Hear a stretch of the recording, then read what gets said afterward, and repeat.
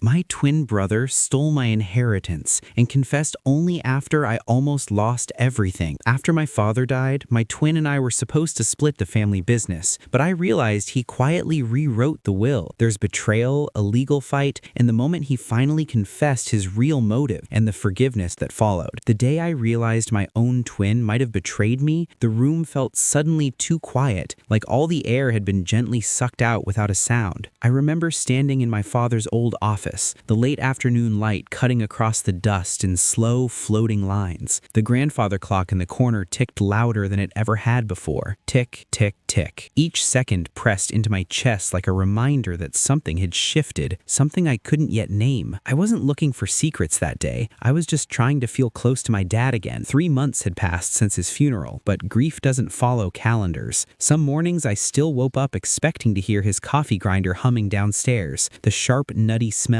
drifting through the house. Instead, there was only silence and the faint creak of old floorboards settling. My brother Daniel and I were identical twins. Same face, same dark hair, same crooked smile that came from our mother's side. But somewhere along the way, our lives had bent in different directions. I stayed close to the family business, working alongside Dad at the small manufacturing company he'd built from nothing. Daniel moved into finance, chasing bigger cities, bigger deals, bigger promises. Still, we'd always been close. Or at least that's what I believed. Growing up, we shared everything: clothes, secrets, inside jokes that no one else understood. Even as adults, our phone calls were easy, filled with casual teasing and memories we'd have forgotten until one of us brought them up. When Dad got sick, Daniel flew back every other weekend. He sat by the hospital bed, holding Dad's hand in that quiet way that said more than words ever could. So when Dad passed, there was no question in my mind that we would honor his wishes together. He'd told us many times, over Sunday dinners, over burnt toast and strong black coffee, that the business would go to both of us equally. "You boys built this with me," he'd say, pointing his fork like a judge's gavel. "You'll run it together when I'm gone. Just promise me you won't fight." We promised, both of us. In the weeks after the funeral, life settled into a strange new rhythm. I kept going into the office every morning, unlocking the door, flipping on the lights, greeting the familiar hum of machines like old friends. The smell of oil and warm metal grounded me. It felt like Dad was still there somehow, tucked into the walls. Daniel stayed in town longer than I expected, working remotely from our childhood home. At night, we'd sit on the porch with 2 beers, watching the sun sink behind the trees. Sometimes we talked about the future of the business, expansion ideas, hiring plans, small improvements. Other times, we just sat quietly, listening to crickets and the distant bark of a neighbor's dog. It felt normal, comforting even. That's why the first small unease caught me off guard. It was something trivial, really. A casual comment Daniel made while scrolling through his phone at the kitchen table. "I talked to the lawyer today," he said, not looking up. I paused with a mug halfway to my lips. "Which lawyer?" "The estate attorney." "Just tying up loose ends." Loose ends. The phrase lingered in the air. I nodded slowly, trying not to overthink it. "Oh, good," I said. "Anything I need to know?" He shrugged. "Nah, just paperwork." His voice was easy. Too easy. Later that night, as I lay in my childhood bedroom staring at the faint glow of streetlight on the ceiling, that moment replayed in my head. Dad's will had already been read. Everything seemed straightforward. Why would there still be loose ends? I told myself I was being paranoid. Grief does strange things to the mind. It looks for threats even when there aren't any. But over the next few days, small things kept stacking up like pebbles in my shoe. Daniel started taking phone calls outside. He kept his laptop angled away from me. When I asked about timelines for transferring ownership officially, he brushed it off. "The lawyer's handling it. Don't stress." One evening, I noticed a thin manila folder tucked into his backpack when he left the house. My name wasn't on it, and Dad's wasn't either. Just a printed legal letterhead I didn't recognize. I stood in the hallway long after the door closed behind him, the faint echo of his footsteps still ringing in my ears. Something was off. I didn't want to believe it. The idea felt almost insulting, like questioning gravity or the sound of your own heartbeat. Daniel was my twin, my other half. If I couldn't trust him, who could I trust? Still, that night, the ticking of the old clock downstairs seemed louder than ever. Tick, tick, tick. Each second nudged a quiet fear awake inside me, and I didn't yet know how much it was about to cost me. I tried to smother the unease the way you might cover a small flame with your hand, quickly, instinctively. instinctively, hoping it wouldn't leave a mark. I kept busy at the shop, throwing myself into inventory counts, vendor calls, machine maintenance. The steady rhythm of work had always been my anchor. Numbers made sense. Steel behaved the way it was supposed to. People didn't always. But even there, the cracks started to show. One afternoon, Marissa from accounting stopped by my office doorway, clutching a clipboard against her chest. Her eyebrows pinched together in that careful way she got when something didn't quite line up. "Hey," she said softly, "quick question about the ownership paperwork." I rolled my chair back. "Sure, what's up?" She hesitated, glancing down the hall like she was checking for someone. "I got a preliminary update from the bank regarding the transfer of authority. It only listed one principal." My stomach tightened. "One?" She nodded slowly. "Yeah, Daniel's name." For a second, the room felt tilted, like the floor had shifted a few degrees off level. I forced a small laugh. "That can't be right. We're splitting everything 50-50. "That's what I thought too," she said. "I figured it was probably just an administrative error, but I wanted to flag it." I thanked her and watched her walk away, her footsteps fading into the low mechanical hum of the shop. My fingers stayed curled around the armrests longer than necessary. The vinyl felt cold against my skin. Administrative error. That's what I told myself again, but the doubt had found a place to settle now. It wasn't loud or dramatic. It was quiet, like a hairline crack in glass, easy to ignore until the pressure builds. That evening, I brought it up casually while Daniel was making pasta in the kitchen. The smell of garlic and olive oil filled the air, warm and comforting, like all the dinners we'd shared growing up. "Marissa mentioned something weird today," I said, leaning against the counter. "Bank paperwork only had your name on it." Daniel didn't turn around immediately. He stirred the pan a little too long before answering. "Yeah, the lawyer said it might show that way temporarily," he replied. "System updates lag sometimes." "Okay," I said slowly. "Just wanted to make sure." He finally glanced at me and smiled. "Relax, you're still my partner, man." Partner. The word should have reassured me. It didn't. Over the next week, little inconveniences started cropping up, things that felt unrelated until they suddenly didn't. A supplier called asking why I was no longer listed as an authorized signer. A routine payroll approval bounced back from the bank. When I tried accessing a financial dashboard we'd both always used, my login no longer worked. Each time, Daniel had an explanation. The system's migrating, security updates, temporary restrictions. Each explanation sounded reasonable on its own. Together, they began to feel like fog. The real jolt came when I received a letter in the mail. It was from the bank. I stood by the front door with the envelope in my hand, the paper heavier than it should have been. The return address was stamped in neat blue ink. My name was typed precisely across the front, impersonal and clean. Inside was a formal notice stating that my access to several business accounts had been revoked due to a change in ownership authority. Revoked. The word punched the air out of my lungs. I reread the letter twice, then a third time, hoping I'd misunderstood something simple, something stupid. But the meaning didn't change. I was no longer recognized as an owner. My fingers trembled as I folded the paper back into the envelope. The house felt suddenly foreign, the walls too still, the quiet too thick. Somewhere upstairs, a floorboard popped as the temperature shifted. Daniel wasn't home yet. I sat at the kitchen table, staring at the wood grain where we'd carved our initials as kids. My heartbeat thudded loud in my ears. A dozen explanations ran through my mind. Clerical error, miscommunication, legal lag, but none of them fit the growing weight in my chest. When the front door finally opened, I didn't bother with small talk. "We need to talk," I said. Daniel froze halfway through taking off his jacket. "About what?" I slid the envelope across the table. "About this." He opened it slowly, too slowly. His eyes moved across the page, and something flickered behind them. Not surprise, not confusion, something closer to resignation. "It's probably temporary," he said carefully. "No," I replied, my voice steady in a way that surprised even me. "This says my access has been revoked because ownership changed. That's not temporary." Silence stretched between us. The kitchen clock ticked, tick, tick. He exhaled and rubbed the back of his neck. "Look, things got complicated." "Complicated how?" how. He didn't answer right away. His gaze dropped to the floor. For the first time since Dad died, Daniel looked small, uncertain. "I was trying to protect us," he said finally. A cold wave slid through me. "Protect us from what?" he swallowed. "From losing everything." The words hung in the air, unfinished. My chest tightened. "Daniel, what did you do?" He opened his mouth, then closed it again, and in that pause, that fragile, trembling silence, I felt the first real crack in the foundation of our trust. The overhead light hummed faintly, casting a pale glow over the kitchen table where the envelope still lay like a quiet accusation between us. "Say something," I urged, my voice lower now. "Please." He pulled out a chair and sat down heavily, elbows resting on his knees, his hands clasped and unclasped like he was trying to hold on to something slippery. "I didn't mean for you to find out this way," he said. My throat tightened. "Find out what way?" He closed his eyes for a brief second, then looked up at me. "I had the will amended." The words landed with a dull thud in my chest. "Amended?" I repeated slowly. "Dad's will?" Daniel nodded. "Before he passed, I handled the paperwork." My mind scrambled, reaching for logic, for some rational explanation that would make this less catastrophic than it sounded. "That's impossible. Dad would have told me. We talked about it all the time." "He wasn't thinking clearly near the end," Daniel said quickly. "He trusted me to take care of things." A pulse of heat rushed up my neck. "Take care of things how?" Daniel hesitated, then spoke so quietly I almost missed it. "He left the business to me." The room felt like it folded inward. My ears rang faintly, like after a sudden loud noise. I stared at him, searching his face for any sign that this was some twisted joke. "You're saying you own everything?" I said. "All of it?" He nodded again. "Legally, yes." Something broke loose in my chest. Not a scream, not a sob, but a deep, hollow ache. I pushed my chair back and stood, the legs scraping sharply against the tile. "You stole my inheritance," I said, my voice trembling now. "You stole Dad's business from me." "I didn't steal it," Daniel shot back, finally meeting my eyes. "I protected it. By cutting me out?" He stood too, his hands raised in frustration. "You don't understand what was happening behind the scenes." "Then make me understand," I said. Daniel paced a few steps, running a hand through his hair. "Dad had outstanding loans you didn't know about. Old equipment financing, lines of credit tied to expansion plans that never fully materialized. If the bank saw two equal owners with no clear majority decision maker, they were going to tighten terms, maybe even call in debt. I've seen this happen 100 times in finance. Businesses collapse over technicalities." My heart pounded as he spoke, half of me wanting to believe him, half of me recoiling from the betrayal, no matter the justification. "So your solution," I said slowly, "was to secretly rewrite the will?" "I had Dad's consent," he insisted. "He signed it while he was medicated, while he barely knew what day it was." My voice cracked. "You took advantage of him. That's not fair," Daniel snapped. "I was trying to save what he built, at my expense." The silence that followed was thick and heavy. I could hear the refrigerator cycling on, the faint buzz of electricity in the walls. My hands curled into fists at my sides. "You didn't even tell me," I said. "You let me keep working like nothing changed. You let me think we were partners." Daniel's shoulders sagged. "I didn't know how to tell you." "That's not an excuse." "No," he admitted quietly, "it's not." I walked past him, needing space, air, anything to steady the storm inside me. In the living room, the late sunlight slanted through the blinds, striping a couch where Dad used to nap on Sunday afternoons. The receptionist recognized me and offered a gentle smile. I asked if I could speak with one of the nurses who'd cared for my dad most often, a woman named Elaine, who always wore lavender hand lotion and spoke with quiet patience. She remembered him immediately. "He liked the baseball games on TV," she said, smiling faintly, "even when he couldn't really follow the score anymore." That sentence tightened something in my chest. I carefully explained why I was there, choosing my words with respect and honesty. Elaine listened, her brow furrowing slightly. "I can't discuss medical specifics," she said gently, "but I can tell you that during his final weeks, there were days he was alert and days he was not. Medication affected his clarity sometimes. Was he ever signing documents? I asked. She hesitated. I remember one afternoon a man brought paperwork. Your brother, I believe. Your father seemed tired that day. My pulse quickened. Did he understand what he was signing? Elaine pressed her lips together thoughtfully. He asked me what day it was, and whether your mother was coming to visit. My breath caught. Mom had passed away years earlier. Thank you, I said quietly. I left the facility with a strange mix of gratitude and sadness swirling inside me. It wasn't proof, not yet, but it was a thread, a fragile one. Still, it was something. Next, I went through Dad's old files at home, folders stuffed with handwritten notes, invoices, faded receipts, appointment calendars. The faint smell of paper and dust filled the room. My fingers brushed across his familiar handwriting, each loop and slant stirring memories of him teaching us to write our names as kids. In one of his notebooks, I found a brief entry dated just 2 days before the amendment. Confused today. Daniel brought papers. Need to rest. My hands trembled slightly as I read it again. That night, I met with my lawyer and showed her the note and recounted Elaine's memory. Her eyes sharpened with interest. This strengthens your case, she said. It suggests impaired capacity at the time of signing. For the first time in days, a small sense of grounding returned. We filed a formal challenge. The weeks that followed were emotionally exhausting. Statements were gathered, depositions scheduled. Daniel hired his own legal counsel. Communication between us dropped to cold, clipped emails. At the shop, the tension became palpable. Word spread quietly that the ownership was under dispute. Employees grew cautious, careful about what they said and to whom. Meetings felt stiff. Even the machines seemed louder, more impatient. Then came the hearing. The courthouse smelled faintly of polished wood and old paper. The hallway echoed with distant footsteps and murmured conversations. Daniel sat across from me in the waiting area, his leg bouncing nervously, his jaw clenched. We didn't speak. Inside the room, the judge listened carefully as evidence was presented. The timing of the amendment, medical testimony, Dad's handwritten note. Daniel's attorney argued intent and necessity, that Daniel had acted in the business's best interest, that Dad had trusted him. When Daniel took the stand, I watched his hands shake slightly as he gripped the edge of the podium. I was trying to save the company, he said. I didn't mean to hurt my brother. The judge's expression remained neutral. After hours of testimony, we were dismissed to wait for a ruling. 2 days later, the decision came. The amendment was deemed invalid due to concerns over capacity and undue influence. The original will stood. Ownership would be split equally. Relief washed through me so suddenly I had to sit down. My chest loosened for the first time in weeks. It wasn't victory in a triumphant sense. It was restoration, a sense of balance returning. But the ruling didn't erase the damage. Daniel faced quiet consequences. His credibility took a hit with certain lenders and advisors who became aware of the dispute. At work, the staff's trust wavered. Conversations grew guarded. Respect, once assumed, now had to be rebuilt, if it could be at all. And between us, something fragile remained broken. One evening, a few days after the ruling, Daniel showed up at my door. He looked tired, older somehow. I need to talk, he said. I hesitated, then stepped aside. The house was quiet except for the faint hum of the refrigerator. We stood awkwardly in the living room, the space between us filled with unsaid words. I'm sorry, he said finally, his voice low. I crossed a line. I studied his face, the familiar features that mirrored my own, and saw something I hadn't seen before. Regret.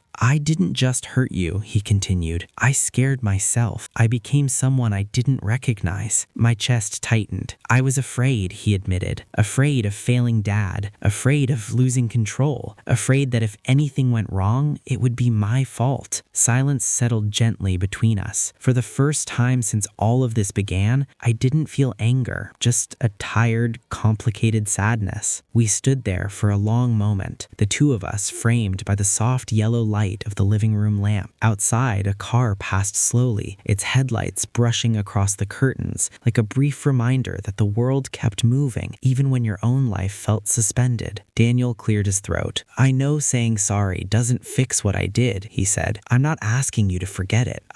I needed you to know the truth. I folded my arms loosely, not in defense, but in grounding. My heart still felt tender, like a bruise that hadn't fully healed. The truth matters, I said, but so so does what we do after it comes out. He nodded slowly. I'm stepping back from major decisions for a while. I don't trust my judgment right now. Maybe you should take the lead on operations. The offer surprised me, not because I wanted power, but because it sounded like accountability. Let's make decisions together, I replied after a moment, like we were supposed to. A faint, cautious smile touched his face. In the weeks that followed, we moved carefully, like two people learning how to walk across a cracked bridge. Conversations were honest, sometimes uncomfortable, but grounded in transparency. We established clear roles, documented approvals, shared access to everything. No more shadows, no more assumptions. Trust didn't rush back in all at once. It arrived in small, ordinary ways. In Daniel asking for my opinion before a contract call. In him leaving his laptop open on the kitchen table without flinching. In quiet morning coffees where the silence no longer felt heavy. One afternoon, months later, I found myself back in Dad's old office again. The same sunlight drifted through the window, catching dust in its slow dance. The grandfather clock still ticked steadily in the corner. Tick, tick, tick. But this time, the sound didn't feel ominous. It felt steady, patient, alive. I sat in Dad's chair and ran my fingers along the worn wood of the desk. I could almost hear his voice, not as a memory that hurt, but as one that guided. Take care of each other, he used to say. The business will follow. The smell of old leather and dust clung faintly to the cushions. My voice came out softer now, edged with hurt rather than anger. You took away my future without even giving me a choice. Daniel stood in the doorway. I was gonna make it right. When? I asked. After everything was already gone from my name? He didn't answer. That was when the reality truly settled in. Legally, financially, I was exposed. My income was tied to a business I no longer officially owned. If Daniel wanted, he could push me out completely. A chill ran through me. I need to talk to a lawyer, I said. Daniel's eyes widened slightly. You don't have to do that. Yes, I replied. I do. The next few days blurred into paperwork, phone calls, and long stretches of waiting that felt like holding my breath underwater. My attorney confirmed what I feared. The amended will was technically valid. Challenging it would require proving undue influence or lack of capacity, both difficult and emotionally draining paths. Meanwhile, the practical consequences hit fast. My access to company funds remained locked. Bills piled up at home. Automatic payments bounced. I had to borrow money from a friend just to cover groceries one week. The quiet embarrassment stinging more than I expected. At work, the atmosphere shifted subtly. People were polite, but cautious. Word travels fast in small companies. I caught fragments of hushed conversations, averted glances, sympathetic half-smiles. I felt like a ghost walking through a place that used to feel like home. One evening, as I sat alone in my car outside the house, the dashboard clock glowing 9:47 p.m., exhaustion finally caught up to me. My chest felt heavy, my thoughts tangled. I wasn't just losing money, I was losing my sense of belonging, my identity, my brother, and somewhere deep inside, grief for my father tangled itself into the betrayal, making it hard to tell which pain hurt more. That's when I realized I couldn't just wait for this to fix itself. I had to act. The next morning, I woke before my alarm, the pale gray light barely touching the edges of the curtains. My body felt heavy, like I'd spent the night carrying something invisible on my chest. For a few seconds, I lay still, listening to the distant sound of a garbage truck down the street and the soft tick of the bedside clock. Then everything rushed back. The letter, the will, Daniel's confession. I swung my legs over the side of the bed and sat there, elbows resting on my knees, breathing slowly until the dizziness settled. Panic wouldn't help me now. I needed clarity. I needed leverage, not revenge, not destruction, just truth and fairness. My lawyer had mentioned something important the day before. Any amendments to a will near the end of someone's life were vulnerable if there was proof of pressure, confusion, confusion or concealed intent, but those cases were built on details, timelines, witnesses, inconsistencies. So I started where my father's life had ended. I drove to the hospice facility that morning, the familiar route stirring up memories I wasn't ready for. The building smelled faintly of antiseptic and overbrewed coffee, the same way it had during those long final weeks. I finally understood what he meant. The inheritance wasn't just money or machinery